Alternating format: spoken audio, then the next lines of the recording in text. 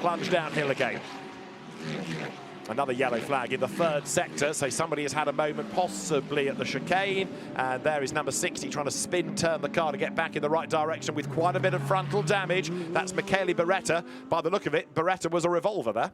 Yeah, he definitely has been in the back, and there's a missile-shaped damage on the front of that car, and that's going to be a lot of damage. I think that will go straight to the box. If the car comes into pit lane and doesn't go in the box, only 40 cars. Which car's this?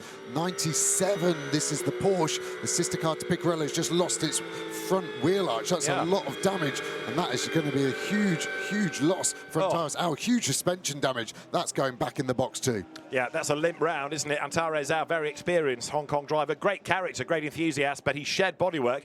This could be a full course yellow to get that out of the way quickly. But Antares Au limps on, but that is going to be very, very costly for the reigning independent Intercontinental GT Challenge champion. He wants points in IGTC this weekend. Now, how did he get it? Was it with the Lamborghini at the chicane? Let's have a look. Cars turn in, and there, yes, the Lambo had already spun, and there was nowhere for Antares Au to go. So unlucky. Yeah, blinded, wasn't he? So Beretta's turned someone around and then spun himself, I think, and then Antares Au got nowhere to go and head-butted that Lamborghini. And I think you're right, the amount of bodywork, the whole headlight sat on the racing line on the way down to Eau Rouge. The only thing, can a marshal get that quickly? Because we have such big gaps at the moment. There's probably a 90-second window where if race control can communicate it, I am wrong with that statement. Full course yellow is coming. So start a new piece of paper to list all of these as the lead gap is coming down, isn't it? Look, Jules Gounon is on the back of Marvin Kirchhofer now. The gap is coming down. We had the 20-second warning. We've had a 10-second, and actually there's enough debris there to warrant a full course yellow. Never mind what we've seen elsewhere on the track. Full course yellow called, and a big moment in the background as the Porsche suddenly had to dive out from behind a slowing car. I think they avoided contact, but Antares Au is fighting this car to get it back to the pit lane. Big drama.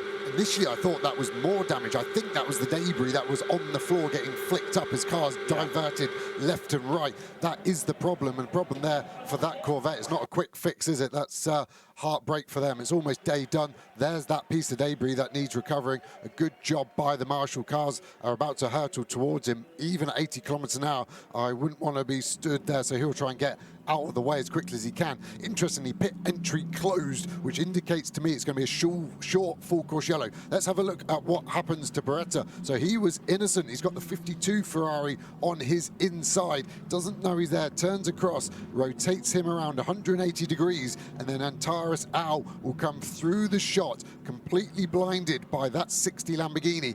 Nowhere to go, and that's what causes the most damage on that 60 car too. You can see the Mercedes going left and right, and Antares Au is still coming through the chicane, and just as he starts to straighten up the car, others ahead of him have been lucky, but the Porsche just has nowhere to go. And you think surely he would have seen it because the incident's gone on for so long, but this is super slow-mo, don't forget. So in real time, it's just a split second between that car having spun. Look, that Ferrari was so close to making contact. The Nordic Mercedes, repaired after a quali crash, gets through, and then another sideways car, and Antares Au has nowhere to go. And when you see that impact, you realise how much damage has been done to the Lamborghini as well. Yeah, I didn't like